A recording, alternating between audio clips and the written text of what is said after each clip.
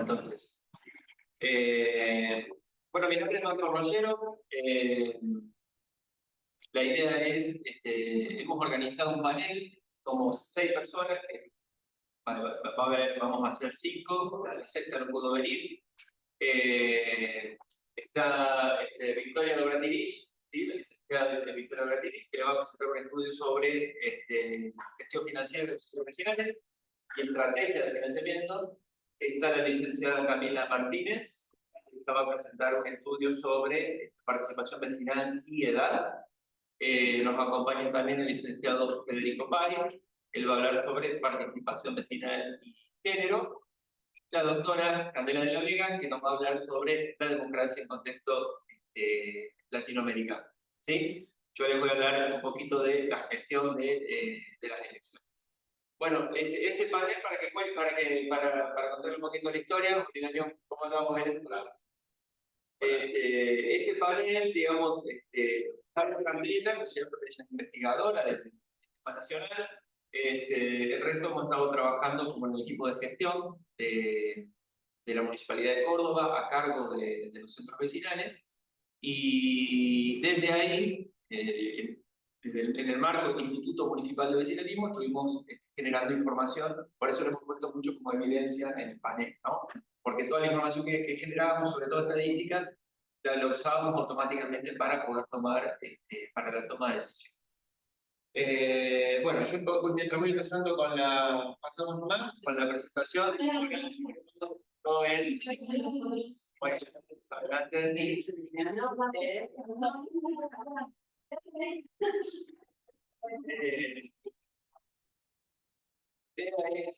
Pongamos más o menos en 5 o 7 minutos, 7 minutos cada uno, y vamos a abrir a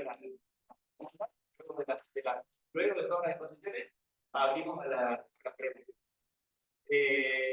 Bueno, vamos con el primer estudio. El primer estudio tiene que ver con la gestión de la democracia vecinal que hemos puesto, justamente a propósito, ¿no? Como cosas que a veces van separadas, que por un lado está la democracia, la política, por otro lado va la administración de la gestión. Bueno, estamos hablando de cómo se gestiona el puesto de desafíos de gestión pública para la democracia, más allá que sea la política, la representación, se tiene que gestionar, hay que administrar. Pasamos nomás. Los centros vecinales. Vamos a la próxima, ahí estamos bien. Córdoba tiene aproximadamente 600 barrios, ¿sí? Y estamos hablando de 430 centros vecinales. Los centros vecinales se eligen democráticamente por los barrios, su jurisdicción, tiene una jurisdicción territorial, está reconocido por la Constitución de la provincia, por la Constitución de la Carta Orgánica y, por supuesto, por una serie de ordenanzas específicas. Hay alguna discusión, pero algunos dicen que son instituciones públicas no estatales, y básicamente están creadas, ¿no es cierto?, para gestionar, como vemos ahí en la línea media, entre el barrio y la Municipalidad de Córdoba, para peticionar, para plantear requerimientos, para acercar soluciones. Es decir, desde la gestión pública tiene mucho de gobernanza y de participación. ¿Bien? De participación, por estas razones obvias que estamos hablando, y de gobernanza, porque, bueno, participan acercando los problemas y también las soluciones. Pasamos a la siguiente. Ahí, como una gráfica simplemente para decirles que el centro vecinal no gestiona solamente con los gobiernos municipales, sino que tiene chance de gestionar incluso hasta con, si quisiera, gestionar financiamiento internacional. Lo hace, por supuesto, con otras instituciones educativas, religiosas, otras organizaciones sociales, con diferentes secretarías de la municipalidad, y con programas provinciales y nacionales. Es decir, que el centro vecinal es una organización y nosotros, tanto en la gestión como en los estudios, hemos tratado de entenderlo y analizarlo desde ese punto de vista. Pasamos a la siguiente. Bien, vamos entonces al hueso de esta situación. Sí. Y cuando hablamos de consolidación de una organización, lo principal es la cuestión formal, ¿sí? ¿Qué tuvimos aquí? ¿Qué desafío tuvimos? ¿Qué pasó? Que bueno, la pandemia. Año 2021, todos los mandatos se prorrogaron y se abandonaron, ¿sí? Los centros vecinales tienen un periodo de gobierno de 2 años, con lo cual, por primera vez, se habían amontonado, acumulado la totalidad de los centros vecinales. Entonces, aquí apareció un desafío organizacional muy importante, que era cómo gestionamos la escala. Tradicionalmente, la Municipalidad de Córdoba gestiona los centros vecinales a través de la Dirección de Centros Vecinales. De hecho, Federico es falta permanente de esa dirección. Y bueno, son 6 personas, de las cuales 2 están a cargo de la cuestión institucional, que serían las elecciones. Y de repente aquí teníamos 360 centros vecinales que regularizar. Entonces, el desafío muy importante desde el punto de vista de la escala, cómo le hacemos para encarar las elecciones, y sobre todo teniendo elecciones juntas, ¿sí? La planificación fue hacer 6 turnos electorales, 6 domingos, llevar a cabo estas elecciones. Bien, vamos. ¿Cómo es el proceso eleccionario básicamente en un centro vecinal? Está regulado por una normativa que es muy societal, ¿sí? Se administra mucho el centro vecinal, el Estado municipal sobre todo va coordinando, va ordenando esta cuestión, y es muy parecido a los clubes también. Hay una convocatoria de asamblea, ¿sí? Se hace la asamblea y se designa la Junta Electoral Vecinal. La Junta Electoral Vecinal está compuesta por 3 vecinos y vecinas, quienes levantaron la mano en esta asamblea. Y ahí inicia el proceso eleccionario. El proceso eleccionario es casi la ordenanza, ¿no? Sí, el proceso electoral. Esta junta se va confeccionando, recibe las listas, depura los padrones. Recuerden que la jurisdicción puede ser un barrio, hay centros vecinales que tienen 2 barrios, hay centros vecinales que tienen la mitad de un barrio grande. Es muy importante la jurisdicción que tenga para que vaya a votar ahí. Y bueno, hay casos donde hay lista única, y ahí termina el proceso. Se oficializa digamos, se oficializan las listas, se reconocen, y hay casos donde se va a donde la contienda electoral, y ahí hay que ir a elecciones. ¿Ahí? Volvemos para atrás. Bueno, entonces, había que gestionar la escala, había poco personal, y otra característica también es que gran parte de los funcionarios venían con capital político propio, ¿sí? Por eso eran jugadores políticos de un mismo partido, pero de diferentes corrientes políticas. Entonces, un poco ahí como que se optó por tomar un modelo político en términos de Allison, ¿no? Ahí sí, pasamos a la siguiente. Allison nos hablaba que el modelo político, las políticas públicas son un producto político, resultado del juego estratégico de jugadores, que ocupan diferentes posiciones, tienen sus propias prioridades, percepciones, cuestiones particularistas, y sobre todo persiguen sus propios intereses, ganancias y poder. Entonces, el funcionariado que había ahí tenía estas características de jugadores políticos diferentes, cada uno con sus intereses, con lo cual se hizo uso de un modelo político organizacional. Como que hay montones de formas de encarar la gestión organizacional. Bueno, optamos por un modelo político para tratar de aprovechar también ese capital político. Ese capital político fue importante desde el punto de vista de la gestión territorial, los centros vecinales son muy territoriales, y bueno, acá en el artículo retomamos un poco en el MinSor, sobre todo con las pulsiones, cómo los mandos medios tienen una función a balcanizar, a dividir, cómo el ámbito estratégico tiene una función a centralizar, y la función de la tecnoestructura tratando de racionalizar el proceso. Y la función de la planta permanente en el núcleo de operaciones tratando de profesionalizar. Es decir, bueno, déjenme trabajar, déjenme hacer el procedimiento, lo conozco y menos intervenga, mejor, ¿no? Esas fueron las distintas lógicas que fueron gestionando. En segundo lugar, tratar de ampliar la capacidad.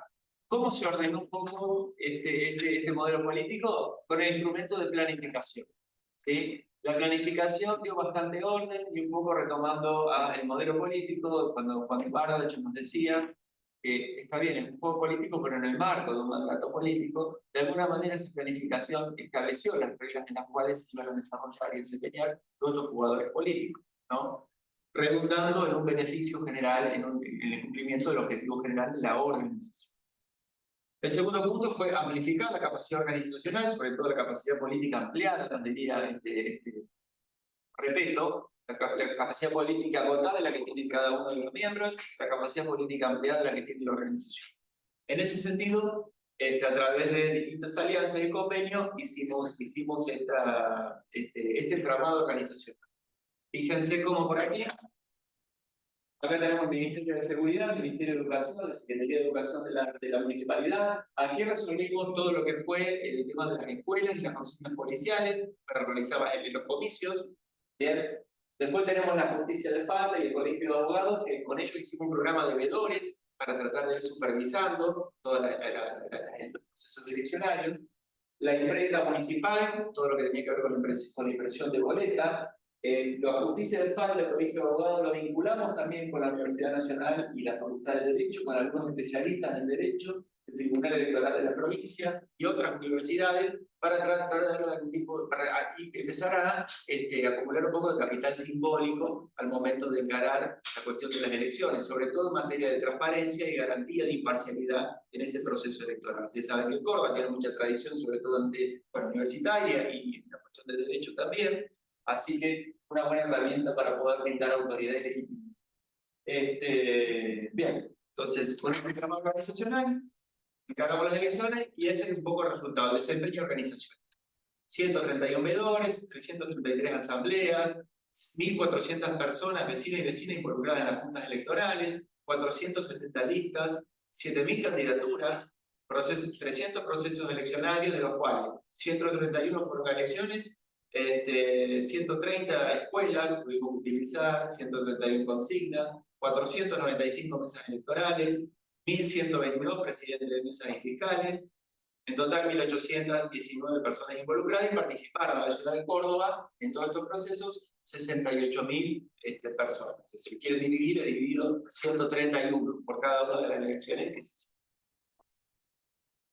Por último, una propuesta de reforma. En el artículo eso lo pueden ver ustedes, cuando lean las ponencias. Ahí pueden ver más o menos, ahí se hace una propuesta de reforma en función de las funciones que se consideran esenciales para gestionar y gobernar, ¿no?, toda la cuestión vecinal en la Municipalidad de Córdoba. En Córdoba, recordemos que el eje urbano, estamos hablando de más de 500 kilómetros cuadrados, ¿verdad? Uno de los ejidos más grandes de Sudamérica, y bueno, hemos dicho que hay 600 barrios, con lo cual es una gestión territorial bastante importante. Perfecto. Por mi parte, eso estaría, así que si les parece bien, ustedes, seguimos contigo. Muchas gracias, doctor. Ahora del equipo, también todos los organizadores del evento y el caso. Bueno, como dijo el doctor, en 2020 fue el conocimiento que a través de un decreto presidencial se una cuarentena por la pandemia de COVID-19. El retraso que provocó esto hizo que la instancia en la que se renuevan las autoridades vecinales en 2022 sean las de 2018-2019. La pregunta que nos hacíamos entonces a la hora de iniciar este trabajo de investigación era, bueno, ¿cómo había cambiado de participación en torno a la temática de género en materia vecinalista? Sobre todo en vistas de que en 2021 hubo una reforma de la ordenanza 10.715, que es la que reglamenta el funcionamiento de los centros vecinales. Y ordenada con esta nueva reforma, hay una ordenanza de que estén compuestas las listas electorales en un 50% por género, de cada género. Debido a esto, nos hemos enfocado exclusivamente en las presidencias. ¿Cómo se ocupan presidencias en las elecciones, a partir de las elecciones de 2022?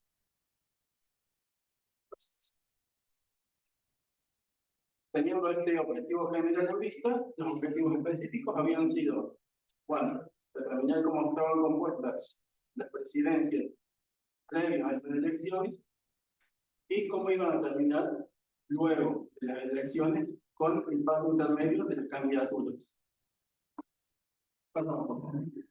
Los centros vecinales son instituciones deliberativas y participativas de cogobernanza. Son gestores del territorio en sí mismo, son gestores de su ámbito de aplicación.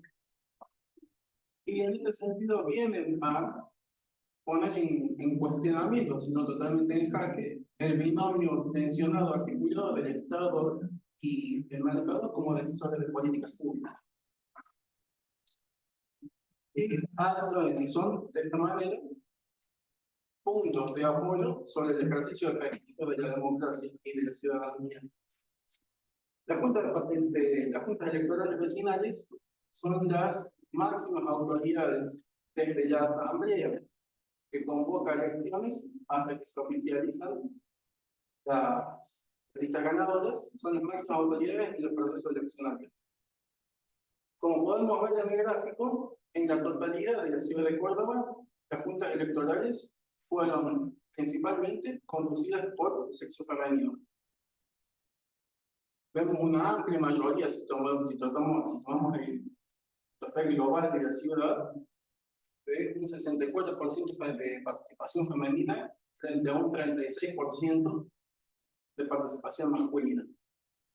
Somos la siguiente.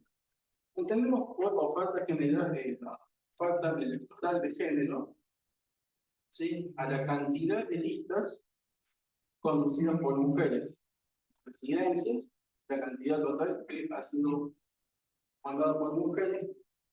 Vemos también, en este caso, que se revierte la proporcionalidad. Hay mayoría masculina, un 53% y un 47% de mujeres.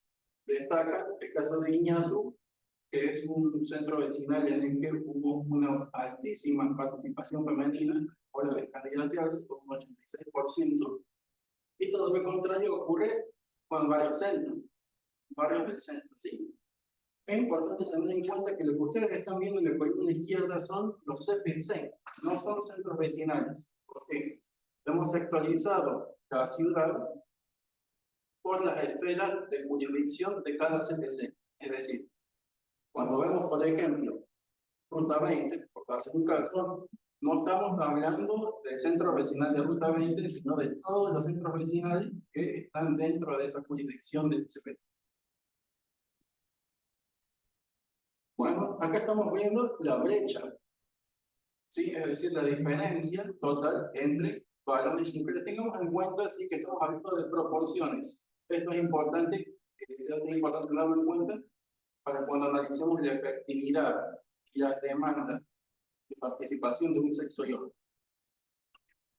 No podemos en el tiempo. Muchas gracias. Vamos a la brecha. ¿Sí? Esta es la brecha de las presidencias electas. Tanto en la oferta electoral como en los resultados finales, es decir, entre quienes se postularon para ser el candidato, para ser el presidente, quienes fueron realmente electos, hay mayor presencia masculina, pero esto se ha reducido a un 2% en las últimas elecciones.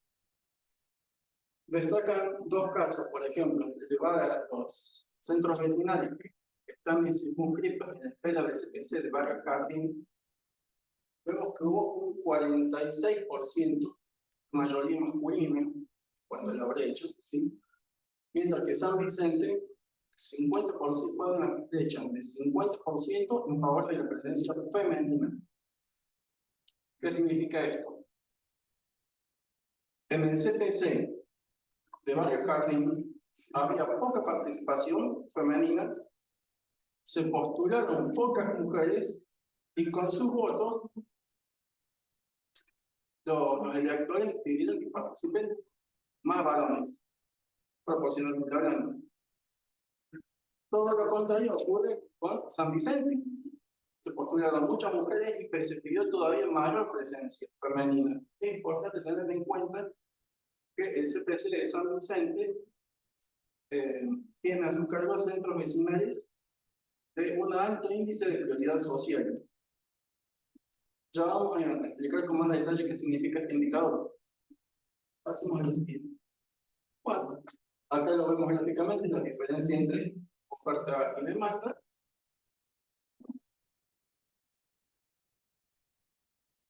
Sí. Ahora bien, el total de listas de mujeres presididas por mujeres, el 64% resultó ganador, tomando el global de la ciudad, mientras que el 60% ocurrió en el caso de los varones. ¿Qué significa esto? Las mujeres aún siendo menos teniendo menos participación, fueron más efectivas sus candidaturas. Bueno, acá vemos la situación precedente y la actual, que de 2022 y hasta ahora. En el total de la ciudad, la diferencia se ha reducido casi a cero. Tenemos simplemente un 2% de diferencia entre varones y mujeres en cuanto a participación. Pasemos a la. Acá estamos viendo la distribución geográfica de la ciudad, de cómo estaba hasta 2022.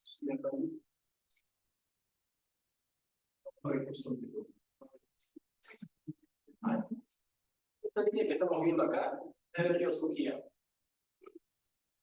Obsérvese el efecto geográfico que da, que divide la ciudad del norte al sur, y todo lo que en el norte tenía mayor presencia femenina, mientras que masculina era el mayor porcentaje en el sur de la ciudad.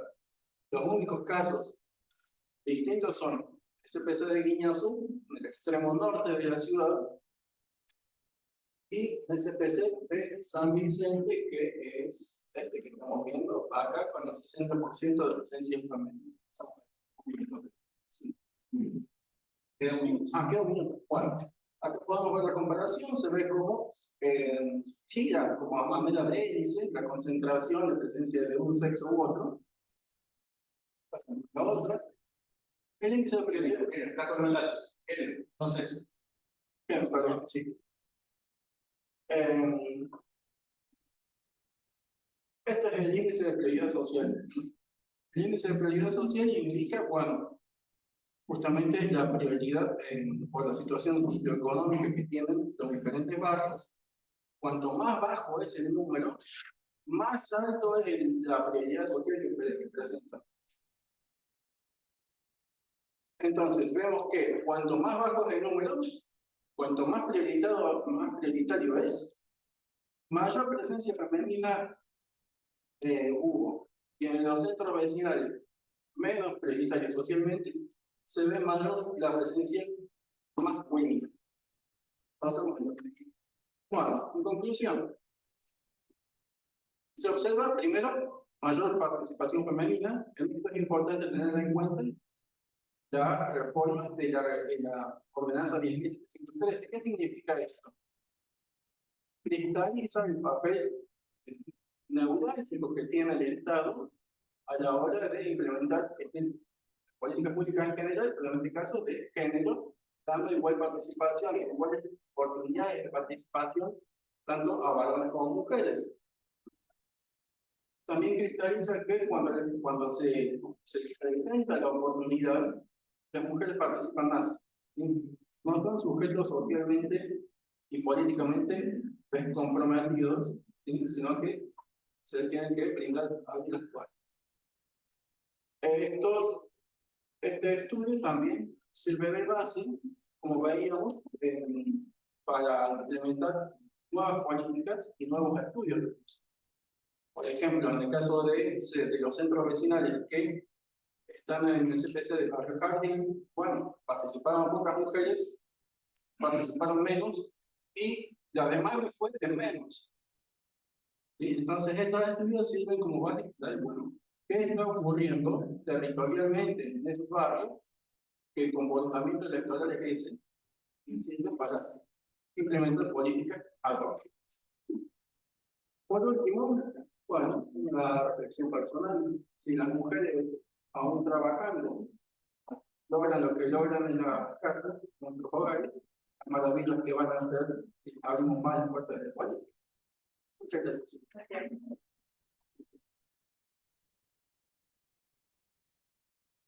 Bueno, primero que nada, buenos días a todos. Mi nombre es Camila Martínez. Yo les voy a presentar lo que es el estudio que hicimos en base a lo que es la participación vecinal y la edad. Como venimos en línea, fue lo que el estudio anterior que venía presentando Federico, donde veíamos participación vecinal y género. El presente estudio también respondía, ¿no?, a esta como necesidad y a este interés de analizar la participación del vecino y vecinas en la conducción de los sectores vecinales de la ciudad de Córdoba a partir de diferentes variables. Justamente lo que se busca es obtener una radiografía de la participación, destacando, ¿no?, qué participación justamente tuvieron las diferentes generaciones en la conducción. Para esto, justamente, el estudio buscará analizar lo que es la composición de las comisiones vecinales legislativas electas, las centros vecinales, de la ciudad de Córdoba en función de la variable etaria. Como les comentaba, en 2022 se llevó a cabo el proceso seleccionario de aproximadamente más de 200 centros vecinales, y a partir de esos resultados que nosotros analizamos cómo es que quedaron compuestas las comisiones directivas en base a la edad. Para eso, lo primero que hicimos fue justamente describir cómo quedó la composición de las comisiones directivas según los grupos etarios, para a partir de ahí empezar a analizar qué influencia tuvo la variable etaria en esa composición y distribución de los miembros. El objetivo siguiente fue justamente a partir de ello centrarnos en, bueno, cuál es la participación que tiene especialmente la población joven en los principales instrumentos de participación ciudadana, como son los centros y comisiones vecinales. Y adicionalmente, justamente, como les dije, venimos en línea con el estudio anterior, también agregamos como complementariamente la variable género, usamos la variable género con la variable edad, para ver qué influencia tenían las diferentes configuraciones sexo-edad en la conformación de las comisiones vecinales directivas. ¿Cómo hicimos esto? Bueno, tomamos los datos obtenidos a partir de las listas electas de los últimos comicios de las autoridades vecinales y los cruzamos con la variable etaria. Lo hicimos a partir de una muestra de 873 casos que corresponden a las autoridades electas en los puestos de presidente, secretario y tesorero de 231 centros y comisiones vecinales. Tomamos por un lado lo que es el nivel de participación como variable, que lo obtuvimos, o sea, entendemos la participación como la ocupación de un puesto de presidente, secretario o tesorero en los diferentes centros y comisiones vecinales. Y para obtener el dato de la edad, bueno, a falta de justamente el dato etario concreto, lo que se utilizó como un indicador proxy fue obtenerlo a partir del número de DNI de cada persona en función, bueno, de la base de datos de las listas electas.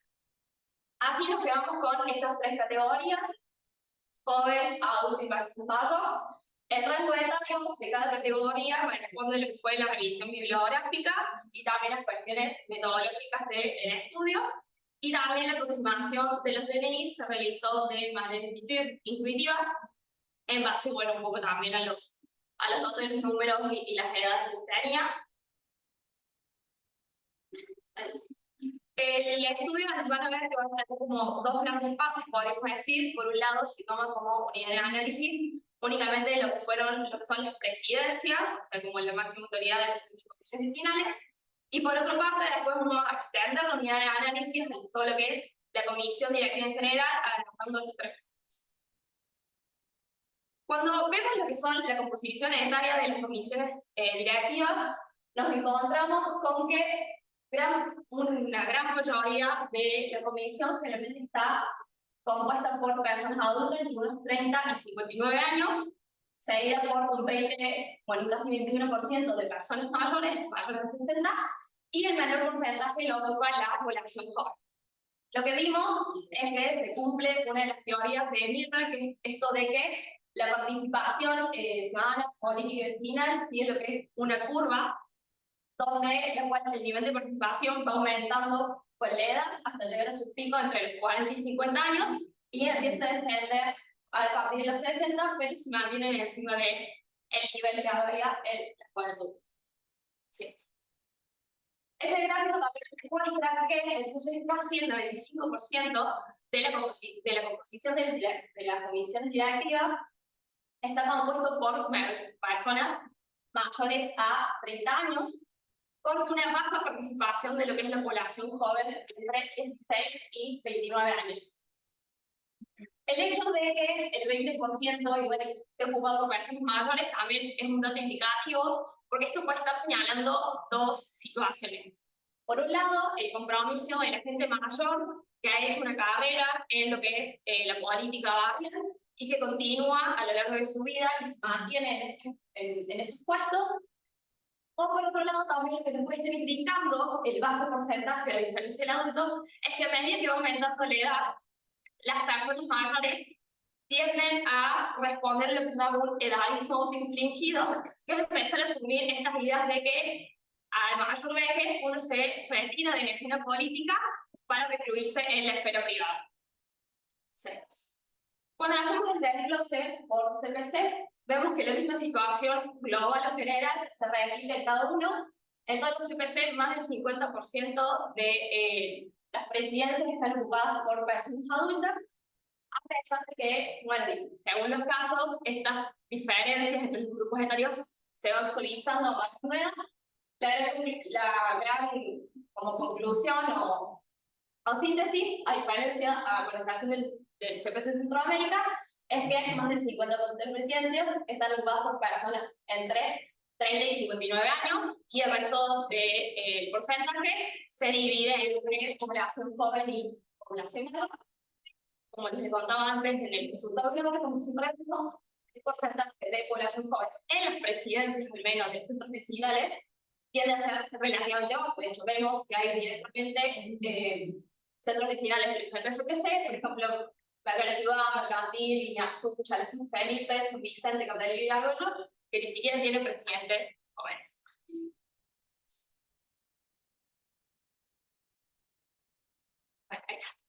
Bueno, y esto como para agregar un dato más a lo que venimos hablando cuando vemos la brecha etaria con respecto al promedio general, esto es, la diferencia del porcentaje de un grupo etario con respecto al promedio general, que es el primer gráfico que vimos, vemos que en la mayoría de los CPC el porcentaje de población joven y personas mayores se encuentra por debajo de la media, es decir, que son menos del 20 y el 17% que hay desde el principio, y que en la mayoría de los CPC, en cambio, el porcentaje de presidentes ocupados por adultos de 30 y 59 años se encuentra por encima de la media, es decir, que hay un más de un 70%, como, bueno, viene confirmando los datos que venimos en el gráfico anterior. Bien. Esto, como les dije, la idea venía de la línea con el estudio anterior. Lo que hicimos es, cruzamos también los datos que teníamos partido del informe de género con la variable etaria para ver justamente cómo influyen las diferentes configuraciones sexo-edad en el nivel de participación. Esto solamente lo usamos en el caso de las presidencias, porque, como nos ven el médico, en un nivel, en el promedio general, veíamos que la distribución por género en las presidencias alcanzaba la cuasi paridad. Ahora, ¿qué pasa cuando también cruzamos la variable edad? Y bueno, ahí empezamos a ver que empiezan a surgir algunas particularidades que hay que tener en cuenta. Si vemos, en las presidencias jóvenes es donde es la mayor desigualdad que se da a comparación de adultos mayores. Es un 60 o un 40%. ¿Esto qué quiere decir? Que si no de por sí las presidencias jóvenes tienen un porcentaje de participación bajo el que era la conducción de los centros vecinales, lo es más aún para el caso de lo que son presidentas mujeres jóvenes. Lo cual nos quiere decir que las mujeres jóvenes en el resultado global obtienen el menor porcentaje de participación en el total de casos, que es un 2,4%, y en términos de unidades son solamente 7 hoy en día que son presidentas mujeres jóvenes. Esto que nos está indicando algo que, bueno, nos rescata el informe de la Organización Mundial de la Salud sobre el edadismo, esto es, así, al igual que el género, la edad funciona como una categoría de discriminación e inclusión, y lo que nos dice el informe es que justamente uno de los factores de riesgo para ser objeto de edadismo, es decir, de estos prejuicios que hay sobre la gente joven, su nivel de participación política, es justamente el ser mujer. Esto que indica que las mujeres hoy en día también se encuentran, sobre todo las mujeres jóvenes, se encuentran en una situación de doble vulnerabilidad aliada con los estereotipos. Por ser mujer, que por ahí estos estereotipos también mantienen fuera de los espacios de liderazgo, como son las presidencias institucionales, y por ser jóvenes. Esta idea de que los jóvenes, por su inexperiencia, por su fuerte trayectoria, no pueden justamente participar en estos cargos de liderazgo. Ok, paso rápido esto. Como les dije, la segunda parte del estudio se amplía la unidad de análisis a lo que son las convenciones directivas en su gran mayoría, es decir, presidente, secretario y tesorero. Cuando vemos la comisión directiva en su general, vemos un leve aumento de la población joven, y las personas mayores. ¿Por qué es esto? Porque cuando desglosamos de participación etaria de acuerdo a los diferentes cargos, vamos a ver que los roles de los jóvenes y las personas mayores se están incorporando a las comisiones directivas a través de los puestos de secretarios y tesoreros, y va paralelo a esta baja de la tendencia de las personas adultas en los cargos de secretarios y tesoreros. Lo cual nos está diciendo que, por ejemplo, las personas jóvenes se incorporan más a las comisiones directivas a través de lo que son las secretarias y las tesorerías, mientras que las personas mayores, como les dije, puede ser que se estén incorporando más a través de las tesorerías o que, tras haber formado parte de la presidencia de la comisión directiva, siguen ocupando un lugar, pero desde un lugar más secundario. Estamos bien. Bien, bueno, como se empecé. Y bueno, esas son un poco de las conclusiones que dijimos, que es, obviamente, hay un claro predominio de lo que son las personas adultas. Esto nos lleva a una subrepresentación tanto de adultos y personas mayores, teniendo en cuenta lo que es la composición demográfica de Córdoba, y una subrepresentación de personas jóvenes. Y uno de los datos como extra que agregamos al estudio es esto de que la participación se ve influenciada no solo por el género, sino que también por la edad, y cómo las diferentes configuraciones, género y edad, influyen de manera distinta en el comportamiento y la participación de las personas en las comisiones directivas. Así bueno, eso es todo.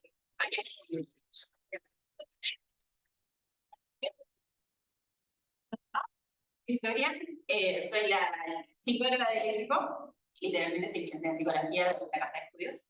Y con Fede y con Marcos hicimos el estudio respecto a la gestión financiera de los centros vecinales, como les estaban contando mis compañeros. Los centros vecinales son instituciones que son áreas fundamentales del Estado, pero también son organizaciones autogestivas y organizaciones sin fines de lucro. Entonces la pregunta era, ¿cómo hacen los centros vecinales para sostenerse? Básicamente para poder prestar los servicios que necesitan prestarle a sus vecinos y que también les exigen desde ambos espacios, tanto el vecino del barrio como desde el Estado. Y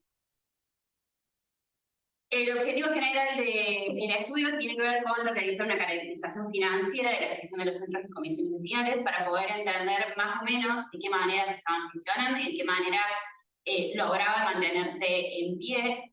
Y algunos de los objetivos específicos tenían que ver con confeccionar y realizar las matrices de ingresos y gastos, que para eso nos servimos de los archivos que tienen los chicos de la Dirección de Centros Vecinales, que los sacaron de la presentación de los libros contables, que se les exigió a los centros vecinales en el momento del cambio de autoridades entre una gestión y otra. Se exigía para poder hacer el traspaso de una manera ordenada que se trajeran los libros viejos y se les entregaban los libros nuevos, y a partir de ahí generamos esta base de datos que nos sirvió de apoyo para hacer este estudio.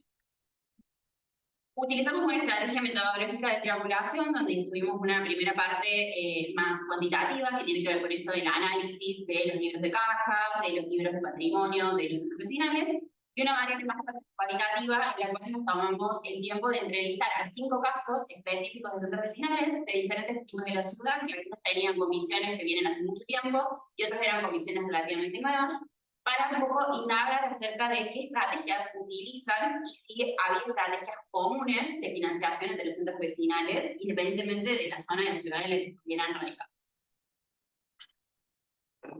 Las matrices de ingresos y egresos tiene por un lado el área de ingresos, justamente, que tiene que ver con todas aquellas cosas que hacen los centros vecinales para recaudar fondos para su subsistencia, que van desde las cuotas de socios, los eventos que se realizan, ya sea por una fecha patria, un bingo, una fiesta, las contribuciones, que en realidad, como los centros vecinales son instituciones en teorías de lucro, no pueden alquilar como tal un espacio, entonces se hace un acuerdo de uso que pasa a ser ingresado como una contribución. Las donaciones que se pueden presentar de cualquier institución y el apoyo estatal. En cuanto a los egresos, las variables que vamos a considerar son los gastos generales, los servicios que tienen que ver con los impuestos, la tributaria que tienen que sostener los vecinales, las mejoras de mantenimiento, los eventos y los alquileres perdidos, que es decir, todo aquel mobiliario que se rompa o se pierda después de hacer algún evento. En el estudio, bueno, van a poder ver que seleccionamos 10 modelos. A fines prácticos, hoy trajimos 3 bien específicos para poder marcar la diferencia entre el continuo que va desde centros vecinales que son muy estado dependientes hasta centros vecinales que son totalmente independientes de las contribuciones estatales. El primer modelo es el más balanceado de todos, donde tiene una gran diversidad tanto de ingresos como de egresos, y lo que particularmente nos llama la atención de este caso es que con el porcentaje de ingreso que se genera de espacios estatales, ellos alcanzan a cubrir casi en su totalidad el porcentaje de impuestos, el porcentaje de servicios. Entonces, el Estado les brinda el apoyo económico que ellos necesitan para pagarle al Estado los servicios y toda la cuestión tributaria. Para todo lo demás, encontraron una diversificación en cuanto a la cuota de socios, los eventos, las contribuciones. Este es particularmente un centro vecinal que es muy grande, que lleva mucho tiempo, que tiene un salón inmenso y que todo el tiempo están haciendo actividades que tipo lo alquilan. La comisión directiva es una comisión que ya lleva mucho tiempo. No es la misma comisión, sino la misma gente en diferentes cargos. Y en los egresos pasa un poco lo mismo. Apuntan más a las mejoras, por eso tienen un centro vecinal tan grande, apuntan a los eventos y a los gastos en general, que son parte del producto del desarrollo de las actividades de la comisión. El segundo caso que habíamos seleccionado es un caso donde todo el ingreso que ellos tienen es solamente por parte del apoyo estatal. Lo que es un problema cuando el apoyo estatal por motivos externos al centro vecinal no llega, ese apoyo no existe, entonces los centros vecinales se quedan sin la posibilidad de generar mejoras o de brindarle servicios al barrio. Entonces, un poco la conclusión que llegamos con este caso particular es que el apoyo estatal es necesario de manera esporádica, pero si de repente el centro vecinal se torna muy estado dependiente, si el Estado no está presente, el centro vecinal no tiene presencia para los vecinos del barrio. Pierde como el sentido, ¿no? Y pierde el cambio. El último modelo que habíamos elegido era un modelo donde directamente no existe el apoyo estatal. No porque el Estado se haya olvidado del centro vecinal, sino porque probablemente no hayan presentado en ningún momento un pedido de financiamiento o se hayan adherido a alguno de los programas económicos. Acá la mayoría de los ingresos de centro vecinal tienen que ver con sus eventos y con las donaciones, pero también es algo muy fluctuante, porque no todo el tiempo podemos estar haciendo eventos, ni todos los eventos van a tener la misma recaudación, y no todo el tiempo vamos a estar haciendo donaciones, ni todas las donaciones van a ser de un catre que le permita al centro vecinal gestionarse. Entonces vuelve a confirmar un poco esta hipótesis que hablábamos en el caso anterior, que tiene que ver con que el apoyo del Estado es necesario, pero diversificando el resto de los ingresos también del centro vecinal. A partir de esto elegimos, de todos los vecinales que habían presentado sus libros contables, elegimos 5 casos por motivos diferentes. Lo que nosotros estamos intentando encontrar eran las estrategias de financiamiento comunes entre los centros vecinales. ¿Qué hacen los centros vecinales de por sí para sostenerse, independientemente de quién los gestione, independientemente de qué gestión tengan, independientemente de qué zona de la ciudad se encuentren? Lo que nos encontramos es que los centros vecinales, por excelencia, tienen estos 5 tipos de ingresos, que tienen que ver con las cuotas sociales, los talleres deportivos y artísticos. Quienes tienen un centro vecinal en función, que tienen sede en su barrio, habrán ido alguna vez a hacer patín, fútbol, yoga, gimnasia al centro vecinal. Los acuerdos de uso de la sede para hacer eventos, alquileres y ese tipo de cuestiones, las comuniones, las fiestas, los cumpleaños de los centros vecinales. La realización de eventos propios, la mayoría suelen hacer bingo, ventas de empanadas, el logro en la fecha patria, y el apoyo económico estatal. De los 5 casos, los intentamos resumir un poco en esta tabla. Son casos muy diferentes entre sí, porque cada uno tiene una particularidad. Cuando elegimos los casos, no lo hicimos de manera aleatoria, sino que lo hicimos también teniendo en cuenta estas otras variables que veníamos considerando respecto a la edad, al género y al tiempo que las comisiones llevaban en cada uno de los centros vecinales. Cuando empezás a trabajar en el mundo vecinal, te empezás a dar cuenta que siempre son las mismas caras, ubicando puestos distintos, y cuando vienen las elecciones aparece un millón de gente nueva, pero justo a nosotros nos tocó hacer este estudio justo al momento inicial de las nuevas gestiones, entonces también teníamos mucha gente que era nueva y que estaba descubriendo cómo manejarse en el mundo vecinal.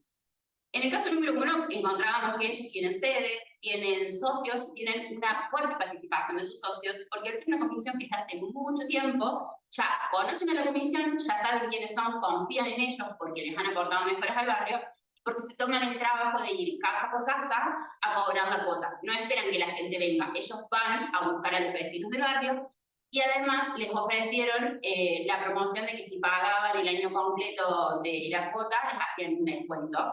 Y este estudio lo hicimos el año pasado, más o menos en medio de año, y estaban pagando 1.200 pesos la cuota anual. Entonces era más accesible para el vecino privado. Si encima se le van a cobrar a su casa, más todavía, tiene una cartera de socios impresionante. Por eso hace que tengan mucha participación, pero les baja en cuanto a la innovación, porque hace tanto tiempo que hacen lo mismo, y hace tanto tiempo que hacen lo mismo y les funciona, que hacen bingos, hacen ventas de empanada, alquilan el centro de cine para eventos, tienen 2 o 3 talleres, con eso funcionan y con eso se han quedado. Y generan mucho en esto de los talleres artísticos deportivos y en los alquileres para eventos. El segundo caso es un caso muy particular porque ellos no tienen sede, pero es el centro vecinal más innovador de todos los que pudimos entrevistar, porque al no tener sede tuvieron que apropiar de todos los espacios públicos del barrio que tenían disponibles, y para eso estuvieron colaborando con los vecinos y les estuvieron explicando que de alguna manera se tenían que sostener. Entonces, muchos vecinos se asociaron para poder construir el día de mañana una sede, y la particularidad que ellos encontraron es el reciclaje. Reciclan residuos sólidos secos, toda la materia prima la venden y esa plata la ponen en un plazo fijo, que es un plazo fijo que lo tienen hace un montón, generando inversión para el día de mañana poder hacer una sede. El caso 3, 4 y 5 son casos que los 3 tienen sede, pero de diferentes magnitudes. En el caso número 3 tenemos una sede que está en muy mal estado, por ende no la pueden usar para hacer eventos, entonces tienen una sede, pero la sede les genera más pérdidas que ganancias. En el caso número 4, ellos tienen una sede, no es muy grande, pero es una sede que está en una zona muy digna. Y el gran problema que tiene el caso número 4 con el caso número 5 es el tema de la participación. En el caso número 5, la participación les cuesta porque es un centro vecinal inmenso que tiene 4 barrios bajo un mismo centro vecinal. Y en el caso número 4, les ha costado la participación porque es una comisión de mujeres muy grandes que están viviendo el recambio generacional del barrio. Entonces, ellas quieren hacer un acto del Día de la Bandera y los chicos de 16, 17 años no van a levantarse un sábado a izar la bandera. Entonces, ahí está teniendo como un problema de comunicación en ese sentido, de acercarse a la gente. Como conclusiones, llegamos a que la sede es muy limitante financiero, pero solamente de manera parcial. Mientras no hay sede, los centros vecinales tienden a innovar mucho más en las estrategias de financiamiento. Los que tienen sede tienen una diversidad de estrategias de financiamiento, pero tienden a bajar en cuanto a la innovación porque se quedan haciendo siempre lo mismo. Y nos encontramos que en los centros vecinales sin sede, los eventos tienen un protagonismo muy alto en cuanto a la recaudación de fondos, pero también tienen muchos gastos generales, porque al no tener sede necesitan alquilar espacios para hacer los eventos, necesitan pagar un taxi, necesitan pagar un espacio para dar una capacitación. Entonces, con sede, tanto los ingresos como los gastos se diversifican un montón.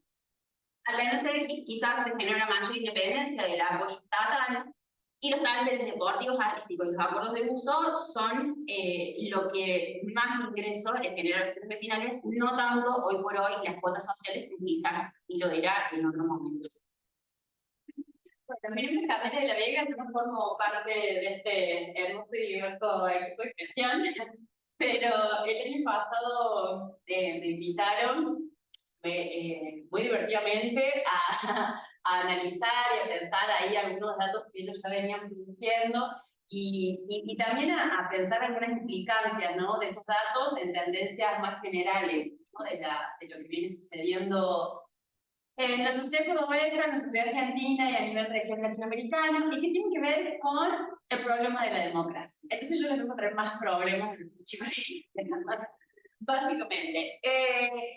Aquí, digo, el punto para empezar a pensar, o que les proponía, ¿no?, para empezar a pensar todos estos datos, es, bueno, digo, los centros vecinales forman parte de uno de los pivotes o uno de los lugares donde pensar la forma política de habitar las ciudades o el espacio urbano, ¿no? ¿Y a qué me refiero cuando digo la forma política? Bueno, se dirimen en todas estas actividades y en todos estos datos que acá los chicos y las chicas han presentado, se dirime gran parte del sentido de la política y gran parte del sentido de la política democrática, ¿no? Digo, ¿qué es? ¿Hacia dónde vamos? ¿Para qué sirve la democracia? ¿Qué se logra con la democracia? ¿Qué alcance tiene? Y en ese sentido, la cuestión de la escala territorial, comunal, local, ¿no? Como se le quiera llamar, digo, también hace a esta gran perspectiva sobre la democracia. ¿Por qué? Porque obviamente la democracia no se juega solamente a nivel de las grandes instituciones, de los grandes lugares, ¿no? De la gran división de poderes, sino aquí también, ¿no? Sobre el barro, digamos de esta manera. Y sobre el barro también es importante pensar en esta idea de la cuestión democrática, la relación, las interrelaciones conflictivas o cooperativas, o hay que ver eso también, que tienen los ciclos vecinales con otros actores territoriales que también hacen a la política y que también hacen a la política democrática. Me estoy refiriendo, digo, algunos de ellos, chicos lo nombraron en sus presentaciones anteriores, obviamente, digamos, el Estado municipal, ¿no? Pero también los clubes, también las iglesias, ¿no? Digo, enormes actores políticos, movimientos sociales o organizaciones barriales no formalizadas, medios de comunicación, o incluso, digo, familias históricas, ¿no? De los barrios de nuestra ciudad. Esto nos lleva, o un poco la propuesta, bueno, yo vengo de la ciencia política, claramente mi mirada es desde ahí también. Hay de fondo, y es lo que un poco les propongo pensar, una idea de la democracia y de lo que hoy llamamos democracia que siempre va a ser disputada. ¿Y a qué me refiero con esto? Que el sentido, el valor, incluso el desempeño, ¿no? de la democracia es algo histórico. No es una cosa lograda de una vez y para siempre, sino que se está permanentemente disputando y en algún lugar lo hemos propuesto como pensar cómo se resuelven y cómo se dirimen movimientos de democratización y movimientos de democratización. Es difícil decirlo, hay un lapso ahí. Pero ¿qué implica eso? Digo, que hay que estar vigilantes a esto. Digo, ¿qué es lo que está sucediendo en los territorios locales que colabora o descolabora a lo que en principio todos coincidimos, que es que la democracia tiene un valor? Ok, el sentido concreto de ese valor es variable, es contingente y está atravesado por luchas políticas, ¿no? Y que no podemos dejar de mirar al momento de contextualizar y pensar, ¿no? Bueno, cómo opera, ¿no? Esta instancia de participación ciudadana que son los centros vecinales. Les voy a leer un par de datos porque en realidad de otros lugares las tendencias que nosotros estamos yo formo parte de un equipo de investigación mucho más amplio que se llama Ya no llaman, que algunos de los estudiantes de la carrera yo conozco, bueno, yo les hablo de esto, que se llama, digo, que estamos estudiando la democracia, ¿no? Y que venimos diagnosticando como crisis de la democracia. Lamentablemente, digo lamentablemente porque es real, digamos, hoy vivimos una crisis de la democracia. Y les voy a leer un par de datos más generales para que vean, digo, el alcance de esto, ¿no? Un informe de la Corporación Latino Barómetro, que es una organización que hace muchos años que hace diagnósticos sobre democracia, su último informe anual del 2023 dice que solo el 48% de la población de América Latina apoya la democracia, contra, en el 2010, el 63%. O sea, el 63% en el 2010 apoyó la democracia, hasta el año pasado el 48%, es bastante bajo.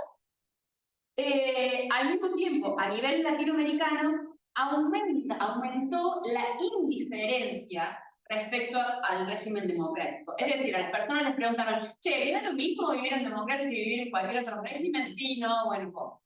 Ese dato aumentó, perdón, esa indiferencia aumentó del 16% en 2010, 16% de ciudadanos de la región que dicen, sí, vamos a ver mismo, la verdad que funcionó, aumentó al 28% en el 2023. Para Argentina en particular, los ciudadanos que apoyan el autoritarismo, o sea, les preguntaron, ¿usted está de acuerdo con un régimen autoritario? Bueno, en el 2020 era el 13% de los ciudadanos que dijeron, sí, estamos de acuerdo. En el 2023 fue del 18%. Digo, viene en aumento. Y todo sigue más problemático. Perdón, quizás igual, dice que 20, 30%. En el 2020 es el 13. El 13. Y bueno, pero esto, si después lo googlean, no lo traje datos, después lo googlean, eso está. En Córdoba, digo, vamos bajando, ¿no? En Córdoba, en las elecciones para intendencia del año pasado, del 2023, mostraron las más bajas participaciones históricas desde 1983. O sea, en el regreso de la democracia participó el 60%, punto más, del padrón. Y hoy es la instancia más baja de participación en instancias electorales. En ese de Córdoba, ¿verdad? En Córdoba. Y esto es otro dato que no es de Córdoba, pero porque no conseguí un estudio particular de Córdoba, esto es un estudio de las ciudades Corrientes, que es un estudio de corte más cualitativo y que habla de un crecimiento o de una incidencia mayor de la desconfianza a las instituciones de participación democrática más comunes o más tradicionales, entre ellas los centros vecinales. Y lo que da cuenta este estudio es que la desconfianza a los centros, la desconfianza que tienen los ciudadanos y ciudadanas, vecinas respecto de los centros vecinales y la participación ahí, tiene que ver con, o está asociado a procesos de destrucción de las redes sociales o del tejido social, como se llama este estudio, o de los procesos de despolitización. Entonces, hay algo ahí que se está moviendo y que es muy importante y que es un problema, ¿no? ¿Y por qué traigo esto? Porque una parte del análisis que charlaba con los datos que produjeron acá el equipo, tenía que ver con, bueno, entiendo que fueron en un taller de vecinos, en un taller de las comisiones directivas se se les hicieron algunas preguntas más abiertas, más de tinte cualitativo, si se quiere, y salieron estas cuestiones que son interesantes. Se les preguntó cuál es la identidad del barrio, cómo definirían la identidad del barrio, bueno, del cual tienen injerencia, ¿no? Y ahí agrupando las respuestas, todas las respuestas de esas consultas que se hicieron, en algún lugar incorporan el problema de la participación vecinal. Es decir, que la identidad del barrio, en este momento, o al menos el año pasado, cuando se hicieron esas consultas, la identidad del barrio pasaba por definir algún aspecto de la participación vecinal, ya sea que se diga que es poca la participación vecinal, ya sea que se diga que es importante la participación vecinal, que falta, que no sé qué, pero algún aspecto, o sea, esa asociación entre identidad y participación estaba en todas, ¿no? La más alta, bueno, es de un 37%, existencia de poca o nula participación vecinal. Pero cuando en la misma consulta se les preguntó cuál es el principal problema que ellos diagnosticaban en ese momento en el centro vecinal, en realidad solamente el 4% decía que era el problema de la participación, contra un 70% que dice que el problema es la inseguridad. Y acá tenemos otra vez esta idea y esta relación entre la ruptura de las redes sociales, el aumento de la violencia a nivel local, y el problema de la participación vecinal. Hay algo ahí que, bueno, otra vez está dando vueltas.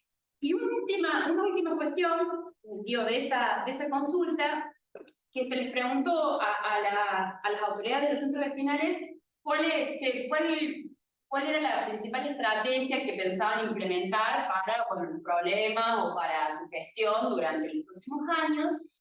Y un 45% de esas respuestas dijeron que la principal estrategia era aumentar la participación vecinal. O sea que seguimos dando vueltas en relación a eso, ¿no? Y tenemos acá una cuestión muy importante, que es que la participación vecinal tiene que ver con la identidad barrial, con un problema que diagnostican, pero al mismo tiempo con una estrategia, ¿no? Para solucionar problemas. Entonces, bueno, es como importante. Y frente a esto, yo te quisiera dejar planteados 4 desafíos, preguntas, problemas, pues no voy a solucionar nada de esto yo. El primero tiene que ver con esto también. El primero tiene que ver con pensar el sentido instrumental, o que algunos le llamamos así, el sentido instrumental de la participación política. Esto es reducir la idea de la participación política a enunciar demandas, hacer peticiones, ¿no? Entonces, mientras más pido, en el caso de los vecinos y vecinas, más participativos somos, ¿no?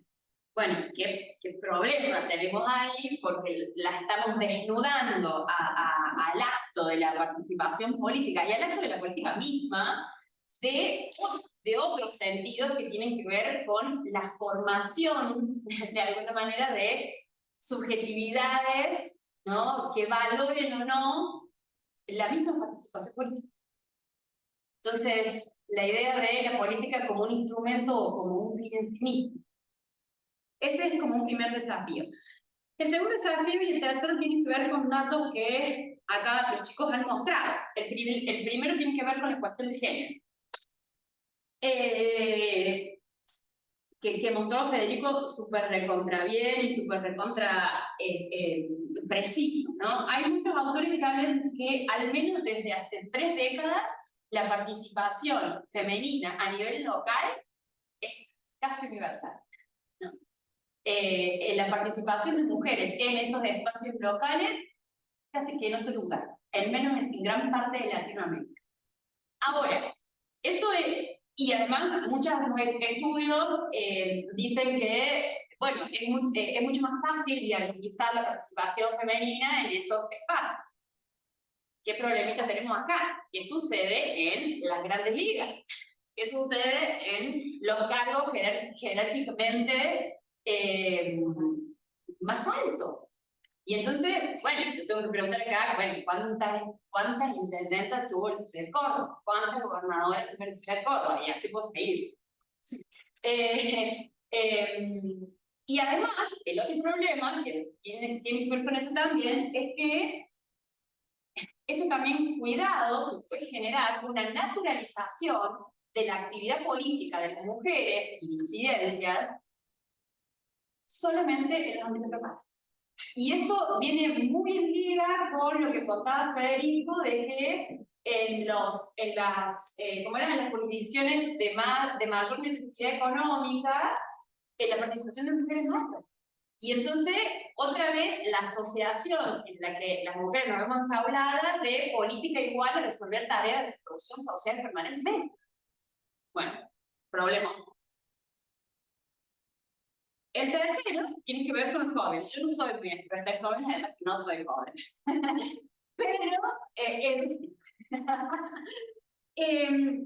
Pero también hay muchos estudios que dicen que, bueno, el gran prejuicio es los jóvenes no participan de la política. Los jóvenes están desinteresados de la política, están desencantados de la política. Bueno, no. Digo, si seguimos reproduciendo eso, en realidad sí vamos a lograr un desencanto más profundo de la política. Muchos estudios sobre juventudes y políticas, en realidad lo que están marcando es que existen formatos alternativos de participación en política. Lenguajes alternativos. Y entonces, ¿cómo hacemos para dialogar con estas formas más tradicionales, de la política? ¿Cómo nos hacemos dialogar para no generar mayores mecanismos de exclusión? El punto es, no sigamos diciendo que los jóvenes no participan del político, porque sí lo hacen. Digo, hay que mirar otras cosas, otro lenguaje, otros sentidos, otras expectativas. Hay un estudio acá en la Ciudad de Córdoba, pero del 2018, quizás, bueno, es el último. Un estudio del 2018 que dice que los jóvenes se acercan más a las instancias políticas más tradicionales, esto es sindicatos, centros vecinales, partidos, para de alguna manera mejorar sus condiciones de vida. Entonces, bueno, hay que ver qué está sucediendo. Y lo último, que es el último ahí gran desafío, es con una crisis, o sea, con una tendencia ya, bueno, muy evidente a nivel nacional, menos, y que es la autonomización de la política y la autonomización de la clase. Esto es, esto lo plantearon muy bien los chicos, ¿no? ¿Qué pasa cuando quienes se dedican a la política son siempre los mismos? No abren la cancha a nadie más, no generan recambios históricos y generacionales y de trayectorias políticas. Y bueno, y otra vez tenemos la política totalmente desconectada, ¿no? Y la política democrática, totalmente desconectada de las necesidades de la comunidad y del pueblo y de sus expectativas, ¿no? Y que termina otra vez en pensar que, bueno, la democracia no sirve para nada. Bueno, perdonen que les traiga estas malas noticias, para este termino, pero bueno, hay que pensar más y también encontrarnos más en espacio colectivo.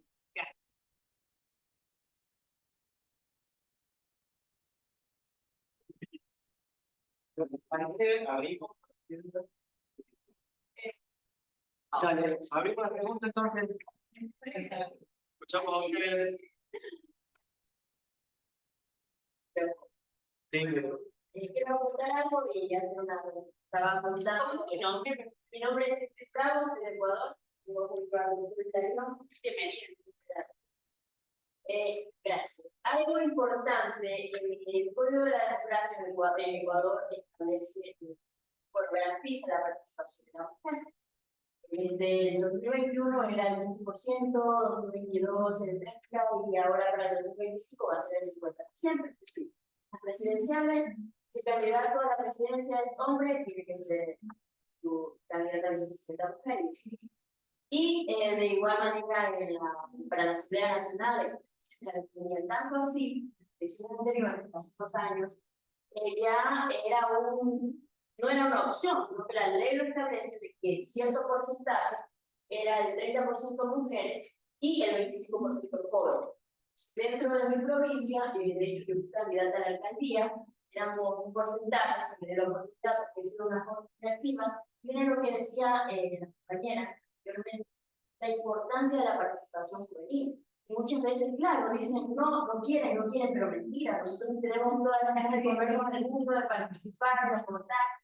Y la pregunta es, aquí en Argentina la ley establece eso, hay un porcentaje que para los jóvenes, para las mujeres, para empapada del tema, de así poder exponer a los compañeros de la gente.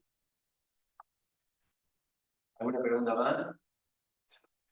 Yo quería pensar en lo que decían y, digamos, me llamó la atención que mencionen la participación como el problema, la participación como estrategia, la participación como demanda de necesidad. Entonces, ¿qué se entiende por participación de trabajo, digamos, de decisiones vecinales y poder, ya que digamos que la palabra participación se ve que no tiene una acepción generalizada y que no se histórico, sino que representa para cada uno de los que estamos usando como demandas, como problemas.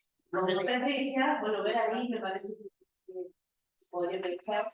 Y respecto de la participación de los jóvenes, también me quedé pensando, bueno, son rebajas, creo que eran 3 o 4 los CPC que tenían participación, no me acuerdo bien ahora eso, pero estaría bien bueno pensar cuáles son las motivaciones que ellos encontraron para participar como un mecanismo de replicarlo, digamos, y además pensaba yo en el estudio que hicieron ustedes, si la demanda del vecino o de la vecina y las soluciones que se proponen desde el centro vecinal tienen que ver o no con esto de que se asumen los cargos de género o no, que digamos mujeres o varones y eso. Gracias. Sí, la Hola, buenos días. Soy Hilario Vega, profesor de la Universidad Católica de Ecuador, Manaví. Pero desde 8 años allá y seguir acá. Estamos acá participando y tengo una gran maestría. Y yo soy profesor de Derecho siempre. Hay dos que quisiera comentar. La primera es que los abuelos de hoy eran mujeres. Eso fue, Córdoba tiene mucha historia. Bueno, la universidad, por ejemplo, siempre ha sido la universidad de su guerrilla. No, es un ejemplo para muchos parte de Latinoamérica. En Venezuela siempre se hablaba de la Córdoba, aguerrida, luchadora. ¿Quiénes eran esos? Los jóvenes.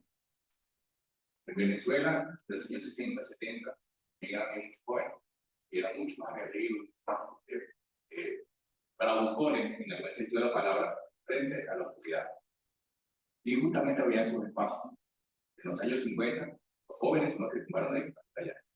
No conozco la historia de Videla y los jóvenes, o viceversa, ya la conocemos que yo, por supuesto, pero creo que para ahí hay una experiencia seguramente. Y una foto que me llevó a un sitio donde tenían las personas claras y vi mucha gente joven para ver. Es decir, yo creo que los jóvenes tienen que pasar. O sea, yo creo que se puede garantizar en algún momento una ley, a través de un esquema de trabajo gubernamental o de gobierno para que los jóvenes se incorporen. Eso puede ser de una manera distinta. Entonces, no creo que la participación de la mujer también sigue siendo importante. Pero yo me pregunto, Gandhi, Indira Gandhi necesitó una ley, Hillary Clinton necesitó una ley, Margaret Thatcher necesitó una ley, aquí mismo, Cristina Kirchner, necesitaron alguna ley para decir aquí estoy de derecho a participar. Yo creo que eso se gana. Yo creo que hay mucho talento en la mujer y en los jóvenes que posiblemente, de una manera de pensar, más allá de un impulso de una ley, yo sí creo que la mujer es buena administradora. Yo sí quiero de eso. Y saben hacer mejor las cosas con el caballeros. Pero sí creo en esa parte. Pero sí también creo que no es un tema de ley, manera de ver. Porque la ley puede existir y la ley puede quedar plasmada. Y bueno, porque la ley me permite, yo participo. No hay otro más allá de eso. Ese es mi primer comentario. Segundo comentario tiene que ver con los trabajos que acaban de desarrollar y me parece sumamente excelente. Excelente y creo que amerita certificado. Yo le comando y les voy a pedir si ustedes quieren después de compartir su trabajo con nosotros. Nosotros tenemos algunos libros publicados donde participan muchos estudiantes y tenemos uno digital también. Puedo invitar a que participe con nosotros para la próxima publicación del segundo número, que pueda recoger a nivel nacional e internacional, en este caso, sus ideas, sus investigaciones, y lógicamente también tenemos que hacer una tercera convocatoria para 2025, mucho más abierta, que llega a Europa inclusive. Entonces yo creo que esas ideas que ustedes acaban de plasmar, esas investigaciones científicas ameritan ser claras. Ya no pensaba, primero que sí. Sí, perfecto. Entonces, pero no sé cómo cuál es uno para que podamos publicarlo por allá. Y lo felicito a todos, de verdad, por excelente trabajo. Bueno, muchas gracias. Bueno, hacemos una primera rondita, después si quedan preguntas, seguimos. Yo diría, la primera pregunta sobre democracia, Carlos, ¿te parece bien? Después de participación de abajo, ¿no? ¿Qué significa participar para el vecinalista? Me parece interesante que opinan ustedes, ¿no? Con tanta experiencia en el área de centros vecinales. Y bueno, después la cuestión de jóvenes, y demás, queda para acá. ¿Parece bien? Gracias. No sé si vamos a hacer rápido. No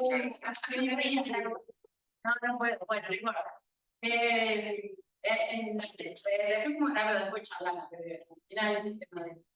Es lo que tenemos distintos sistemas a nivel nacional, provincial y local, entonces estas legislaciones conviven y pueden ser complejas en términos legales. La otra cuestión, ahí dialogando con Diego, Hilario, es, y sí, digo, no necesitamos una ley, pero sí la necesitamos, entonces toda esta discusión de cupo y no cupo, y al mismo tiempo necesitamos más cosas que la ley, pero política, y no se trata de una cuestión de esencialismo, creo yo, y es una posición súper firme que tengo, que es ver que yo porque ser mujer soy mejor, no sé, o soy mejor esposa, o no, digo, se trata de un camino que hay que aprender y que a veces, o sea, a veces no, siempre, a la mujer le cuesta más, porque en general hay asignaciones de trabajo doméstico, local, de las que nos tenemos que ocupar, además de formarnos en política, de leer en política, de aprender esa gestión y de un montón de cosas que nos dan otras herramientas. Además de eso, tengo un padre de casa, comida de los hijos, de bar. Con la asociación, perdón, voy a hacer una... No me digas que ya.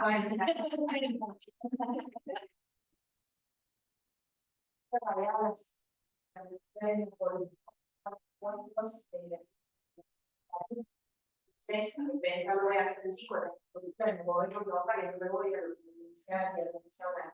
Todos los municipios siempre se referencian para la parte de desarrollo social. A ver, busquemos es la señora. Siempre hay una asociación, porque lo voy a contar una experiencia personal en función de un tipo de investigación un cargo específico, se produce acá, que se habla, bueno, y aquí. Vos es para desarrollo. Yo no quiero la desarrollo,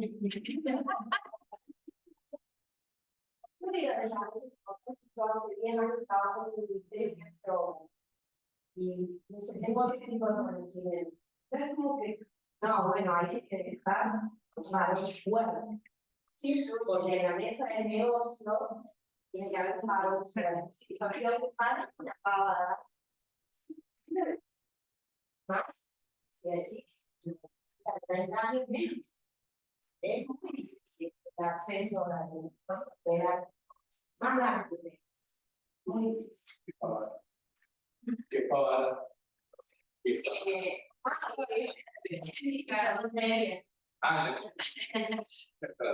Quería preguntar a las chicas respecto a la participación.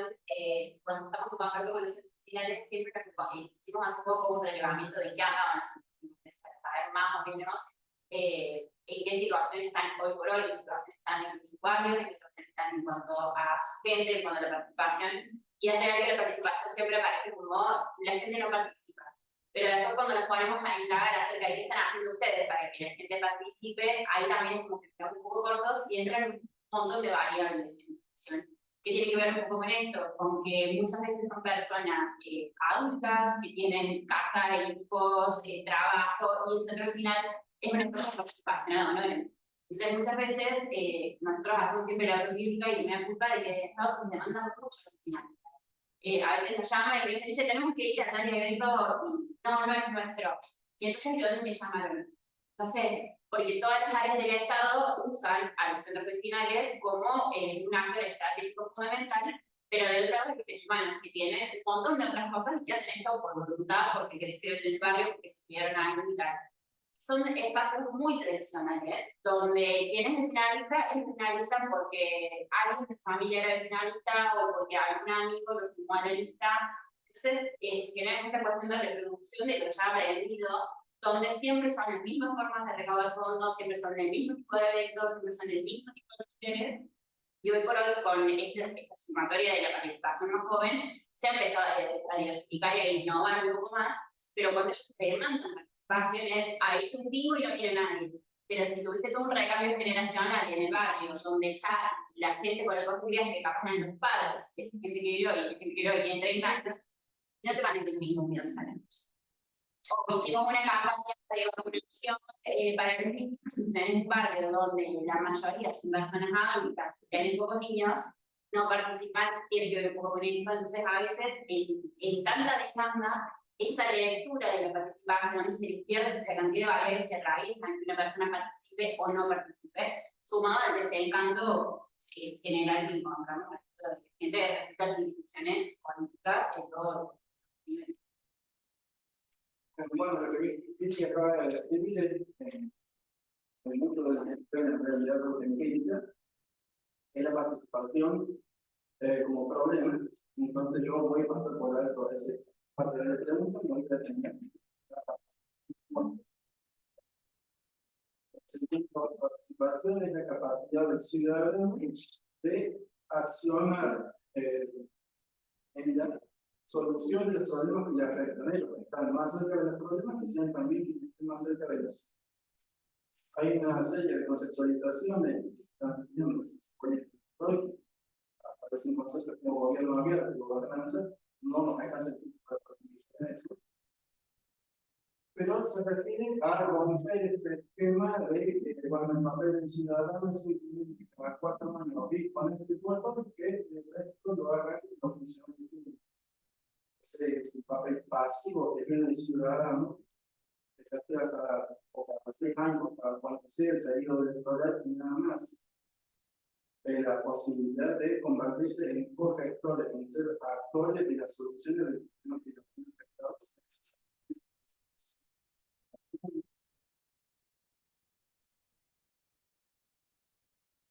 Sí.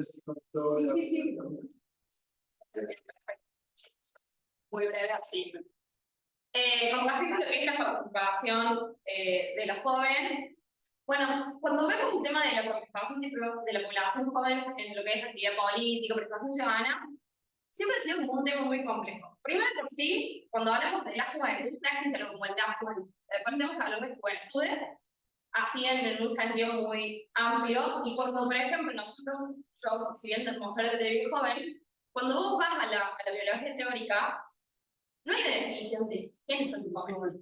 En cuanto a edad, hay algunos que lo llevan hasta los 24, hasta los 30, hoy se habla del adulto joven, el joven viejo, etc. Entonces no hay una definición de quiénes son los jóvenes, ¿no? Por eso hablamos de juventud y no la juventud.